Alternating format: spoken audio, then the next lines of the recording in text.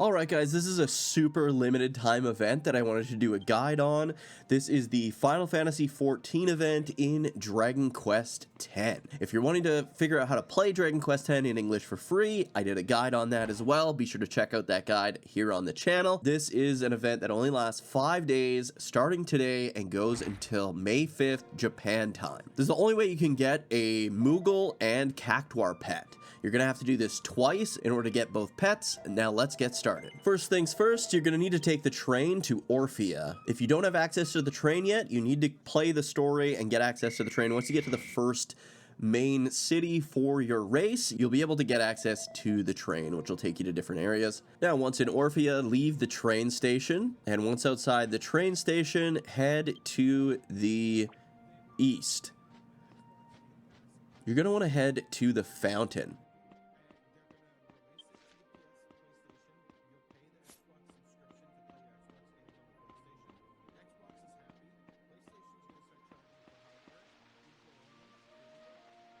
There's going to be a Moogle on the other side of the fountain who is going to give you the side quest needed to obtain the item to complete the event. The Moogle will tell you that he is looking for a specific flower. In this case, it is a blue lily. So accept the quest, and I'll show you where you can get a free flower. If it's not the flower you need, you can go to the Traveler's Bazaar and get it from there. But people who are playing the free trial version will not have access to the bazaar. If you don't get the flower that you need, try another day, or just ask someone who has the full version of the game. They can just buy you the flower that you need. It's super cheap. It's no worries. I'm sure anyone would do it without any issues. So you want to head on over to this guy here. Her name is Pulolu. Talk to her and she'll give you a flower. Thankfully, it is the blue lily. So then I would just want to walk back over to the Moogle, give him the blue lily, and he will give me a Cactuar coin. This Cactuar coin is going to give me access to the Cactuar boss fight in the maze. If you don't have access to the maze yet, I'll give you a quick rundown on how to get access to the maze at Mokomoko house. Give this guy the flower, he'll give you the Cactuar coin, and next you want to head off to Port Lendor and head to the Port Lendor North. Once you exit the Port Lendor station on the north side, head to the left and go all the way down here to Mokomoko house. Mokomoko house is the one right behind Ronde here, this little green puffball. Go inside. Now, if you don't have access to the maze yet, I'm going to show you how to do that right now. If you already do, skip ahead to the next chapter in the video. If you don't have access to Momoko or Mokomoko house, go and talk to Ronde. He'll give you a quest. Make sure you have a good party, because even the Cactuar boss is going to be really tough. You can talk to Ronde again and begin the maze. He's going to give you access to your first maze. In this maze, you just got to head towards the exit.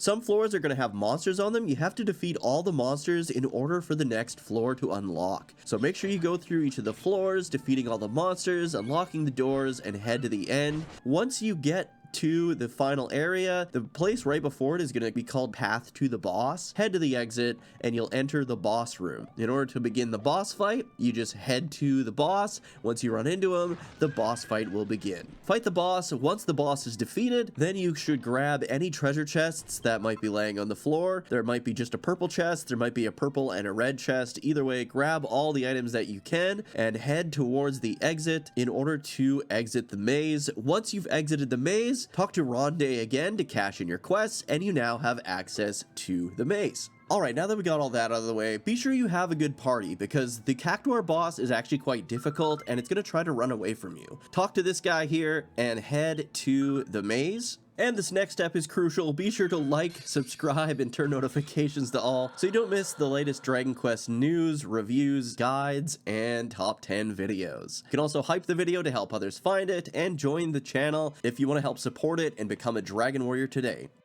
Alright, as you approach, there's always going to be some kind of a statue in the middle of the first room. Give it your Cactuar coin. This will make it so the boss at the end of the maze is going to be the Cactuar boss. Now, just like the prior maze, you can just walk through each of the rooms, go to the exits, and work your way to the boss. These regular mazes, if you didn't put in any other special coins, like metal slime coins or anything like that, they won't have any enemies in them, so you can just go straight to the exits and then head to the boss room. I recommend turning all your party members to show no mercy, because like I said, you're going to want to defeat this guy as quickly as possible. He does have 1,000 needles, and as you notice, Dragon Quest characters generally do not have more than 999 hit points, so it will party wipe if you're within range, and he uses 1,000 needles. So defeat him before he can run away, or use 1,000 needles, and then be sure to grab the Moogle ticket.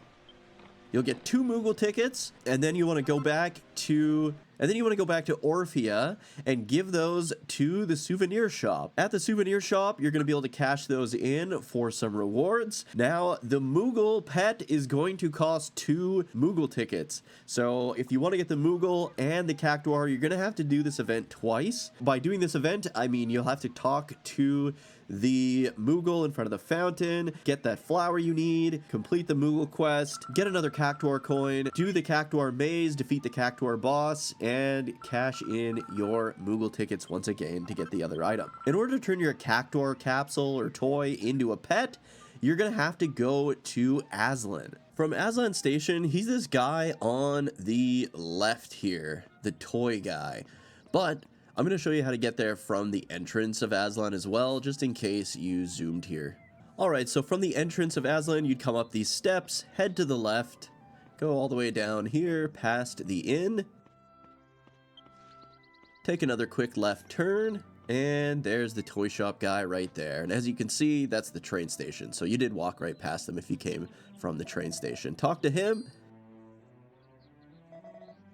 and he'll notice that you've got a Cactuar capsule, and he'll tell you he's going to break it out of the capsule so you can get a pet.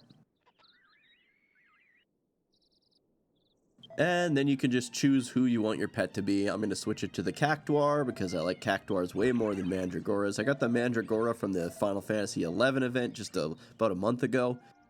And there you go. Now you got your Cactuar pet. I'm going to also show you how to equip your Moogle pet if you got that as well. Okay, so on my main character, I do have the Moogle. So you want to go into your equip and select anything really. It doesn't really matter where you start. And then hit R2 to go all the way over to your umbrella. So he's technically an umbrella. And you just equip the floaty Moogle and select equip.